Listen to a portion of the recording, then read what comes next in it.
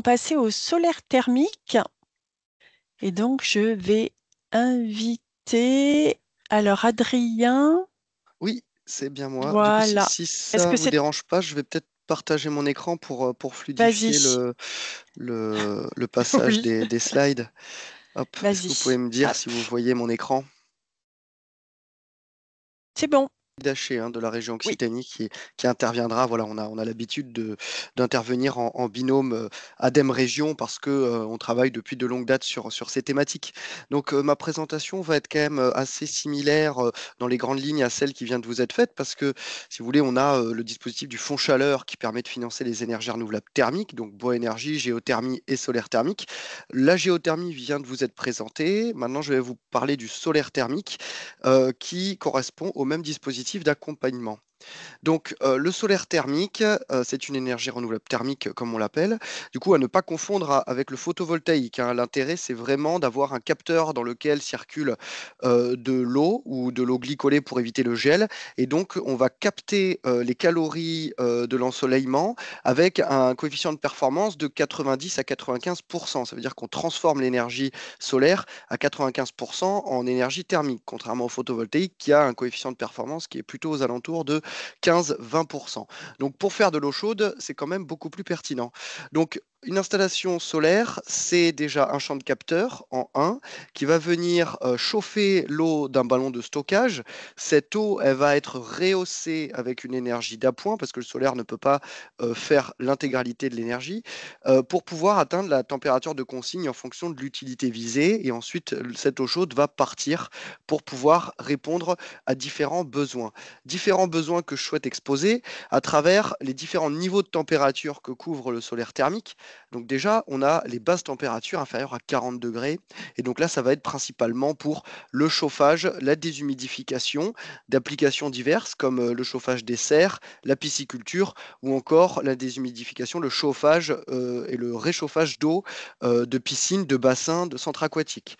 On a par exemple le centre aquatique de Lacanourgue en Lozère qui a été équipé récemment d'une pompe à chaleur solaire thermique. On a ensuite les besoins moyenne température compris entre 40 et 70 degrés. Donc là, c'est vraiment 90% des projets de solaire thermique qu'on accompagne et qu'on voit sortir sur la région, notamment avec la production d'eau chaude sanitaire, donc l'eau des douches, tout simplement, qui correspond à un besoin de température de 55 degrés, qui est parfaitement assuré. C'est vraiment le cœur de cible du solaire thermique. Et on a également la production de chauffage pour du résidentiel comme du tertiaire. Le solaire thermique permet également de pouvoir assurer des besoins plus hauts en température, notamment les besoins des réseaux de chaleur qui sont aux alentours de 80-85 degrés. Donc à noter par exemple le réseau de chaleur de Narbonne qui est alimenté à 15% par une grande centrale solaire au sol. On a également du solaire thermique qui peut assurer les besoins en chaleur de l'industrie, donc à travers des séchoirs, pouvoir déshumidifier encore une fois. Et on a enfin une application un peu différente qui est la production d'énergie de très haute température ou de vapeur à travers le solaire à concentration.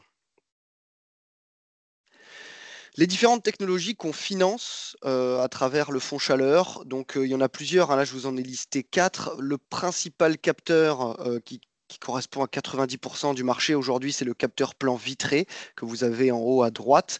Donc voilà, qui est simplement un capteur dans lequel circule un fluide et qui est principalement posé en toiture, mais qui peut également être posé au sol. On a ensuite les capteurs PVT, donc photovoltaïque thermique, avec un premier revêtement photovoltaïque et en dessous un capteur solaire thermique pour pouvoir récupérer l'excédent de calories, et donc produire à la fois de l'électricité et du chauffage. Et on a également les capteurs souples qu'on appelle aussi moquettes solaires. Et donc là, ce seront des tuyaux d'arrosage tout simplement, le même techno, où on va pouvoir voilà, chauffer de l'eau de la même façon. Ces deux technos, capteurs souples et panneaux PVT, sont finançables uniquement à travers des technologies qu'on appelle pompe à chaleur solaire thermique, donc associées à une pompe à chaleur. Et enfin, on a des capteurs tubes sous vide, donc sous vide, comme son nom l'indique, qui permet de pouvoir avoir un niveau de température plus élevé. Où en est-on? Donc déjà, les quelques chiffres, il faut savoir que le solaire thermique, ça date pas d'hier, et donc on a déjà des retours sur voilà, l'indice CO2. On est à peu près à 8 grammes de CO2 du kilowattheure, donc c'est extrêmement pertinent d'un point de vue environnemental. Le coût de revient au mégawattheure au sol, pour les installations au sol, est compris entre 57 et 106 euros, et pour les installations en toiture, on est un peu plus élevé, on est à 135 à 200 euros, donc ça reste, avant aide publique, compétitif par rapport aux énergies fossiles ou à l'électricité d'autres origines. Et aujourd'hui, voilà, on a quand même 1,1 TWh de production en 2022, ce qui est quand même assez important. En revanche, on a des objectifs, comme ça a pu être présenté précédemment, qui sont quand même très ambitieux. En région Occitanie, d'après Repos, il faudrait qu'on fasse x7 sur le solaire thermique d'ici 2050. Et d'après la PPE 2028, il faudrait qu'on fasse x2 en 2028. En tout cas, il est important de noter qu'en région Occitanie, on a un énorme gisement en termes d'ensoleillement pour pouvoir installer du solaire thermique, beaucoup de surfaces en toiture qui peuvent être équipées de ce type de techno, notamment sur du bac acier ou de la toiture tuile. Et on a des besoins thermiques, notamment en eau chaude sanitaire, qui restent fortement carbonés. Trois exemples d'applications que j'ai voulu illustrer par des projets qu'on a pu accompagner ces 2 dernières années. Une résidence, une copropriété à Toulouse, Amourou 2, on l'appelle, qui est composée de 7 bâtiments d'une vingtaine d'habitations, sur lesquels on a mis à peu près 30 mètres carrés de capteurs solaires sur le toit, et qui permettent de pouvoir assurer 50% des besoins d'eau chaude sanitaire. On a un temps de retour sur investissement après aide publique qui est inférieur à 7 ans. Ensuite, on a eu quelques projets sur de l'agriculture, notamment des élevages de veaux pour le GAEC d'Albecassagne à Salviac notamment, où voilà, on permet de pouvoir assurer la production d'eau chaude pour la préparation de la buvée des veaux. Et enfin, l'exemple que j'ai pu donner tout à l'heure, la grande centrale solaire thermique de la ville de Narbonne, qui permet d'alimenter le réseau de chaleur de cette même ville. Les avantages d'un point de vue territorial et d'un point de vue développement durable, ils sont clairs, hein. C'est déjà une énergie qui n'est pas délocalisable et qui est locale. On a vraiment voilà, une région qui est pertinente sur ce sujet, et on a une multitude d'applications que je vous ai présentées précédemment. Donc, je vous conseille d'y aller. Ensuite, d'un point de vue emploi local, c'est une technologie qui fait appel à beaucoup de corps de métier sur l'ensemble de la chaîne de valeur, à la fois sur les études et le dimensionnement avec des bureaux d'études, également sur l'installation et le développement, et enfin sur l'exploitation et la maintenance. Enfin, on a vu que c'est une énergie qui est compétitive, et après aide publique, on a des temps de retour qui sont parfaitement acceptables par rapport au prix des énergies fossiles qu'on connaît.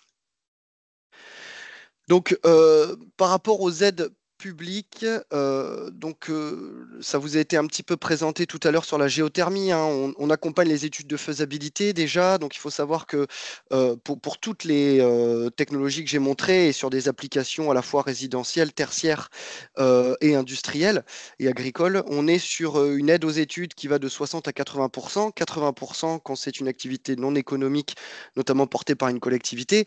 Donc, une étude de FESA solaire thermique, c'est entre 2000 et 4000 euros, donc avec une prise en charge qui peut aller jusqu'à 80%. Et les aides aux investissements, ça va de 30 à 80%. Encore une fois, ça va dépendre de la productivité qui va être identifiée au moment du dimensionnement de l'étude. Il est important de rappeler aussi qu'on aide les audits et les réhabilitations d'installations solaires thermiques qui sont défaillantes. Si vous avez des installations hors service sur votre territoire, ou qui appartiennent à des acteurs privés ou publics, eh bien, on peut prendre en charge à 50% le coût de l'audit, donc du diagnostic et des réparations pour remettre en état de fonctionnement l'installation.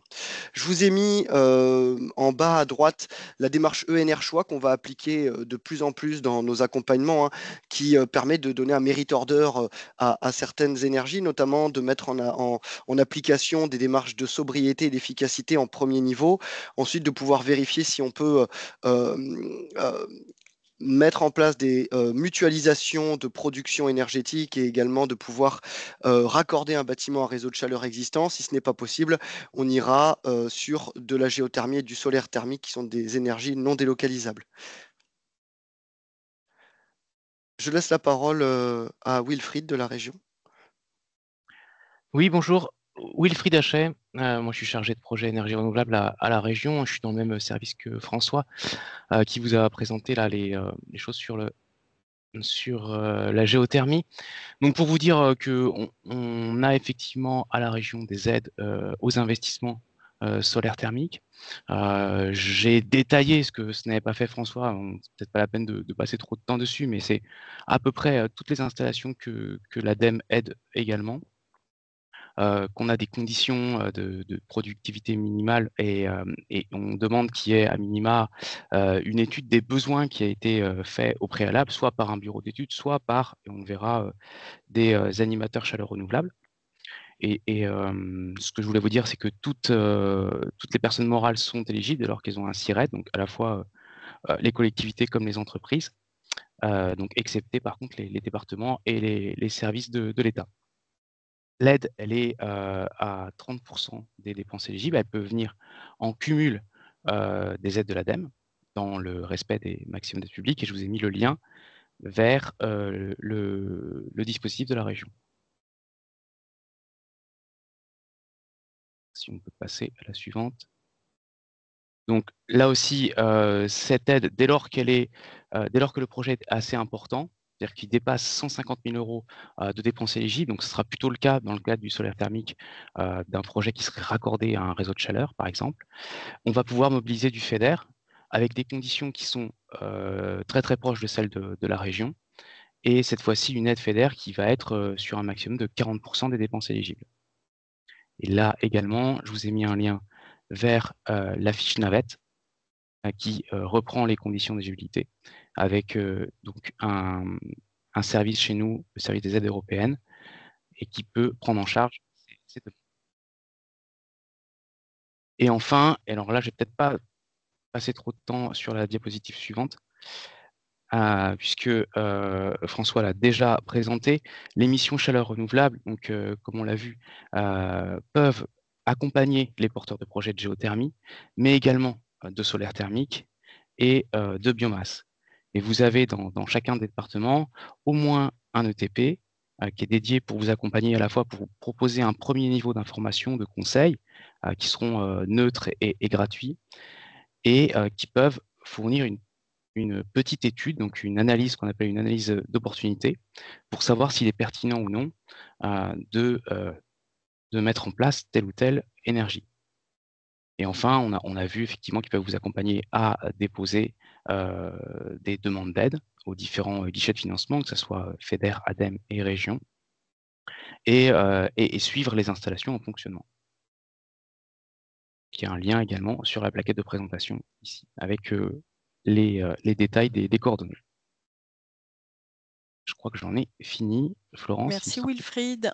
Oui, Alors, peut-être alors, juste, je profite, je prends la parole parce que du coup, tu l'as fait, Wilfried, merci de détailler un peu le dispositif sur la thermique. Donc, comme il y a des chiffres qui apparaissent, j'en profite pour dire qu'on est sur les mêmes niveaux d'aide pour la géothermie.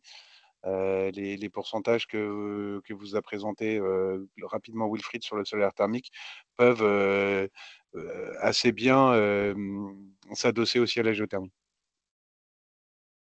Critères merci techniques, non, François. mais économiques, oui. Merci. Si vous, voilà, maintenant, merci pour ces présentations en fait, hein, sur le solaire thermique et la géothermie. Voilà, si vous envisagez de définir des zones d'accélération pour la chaleur renouvelable, il y a des éléments peut-être méthodologiques à avoir en tête, des éléments importants. Il y a deux façons en fait, hein, de définir des zones d'accélération pour la chaleur renouvelable, que ce soit le solaire thermique, la géothermie ou la biomasse. Soit vous indiquez la zone d'implantation d'un équipement, donc vraiment l'emprise de l'équipement de production. Et dans ce cas, il est vraiment indispensable de préciser le productible, car contrairement à du photovoltaïque ou à de l'éolien, on n'a pas de ratio surfacique et surface-distance. Donc, si vous indiquez vraiment l'implantation d'un équipement de production, il faut associer un productible. Si vous n'êtes pas suffisamment avancé en fait, hein, dans votre réflexion, vous n'avez pas cette donnée, ce qu'il convient de faire, c'est d'effectuer des zones qui correspondent à des besoins de consommation énergétique au sein desquels donc, on souhaite développer des projets de chaleur renouvelable. Donc, dans ce cas-là, vous zonez plutôt l'emprise des zones qui seront desservies par cette installation de production. Donc ça, c'est vraiment quelque chose d'important. Parce que si on n'a pas de productible et que vous définissez juste la zone d'installation d'un équipement de production, on ne pourra pas affecter de valeur et donc on aura un productible considéré comme nul.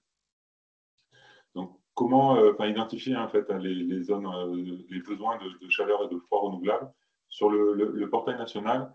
Il est possible en fait, d'afficher des données des données relatives aux estimations de besoins en chaleur des bâtiments résidentiels et tertiaires, également en besoin de froid. Et donc, vous pouvez sélectionner ces zones-là pour avoir un affichage en fait, des estimations de besoins de consommation d'énergie des bâtiments dès lors que cette consommation est supérieure à 30 MWh, par an.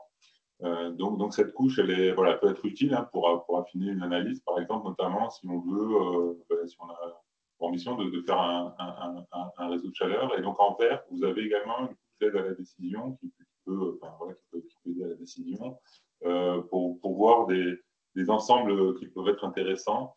Donc en vert, c'est une couche sur l'opportunité de développement de réseaux de chaleur.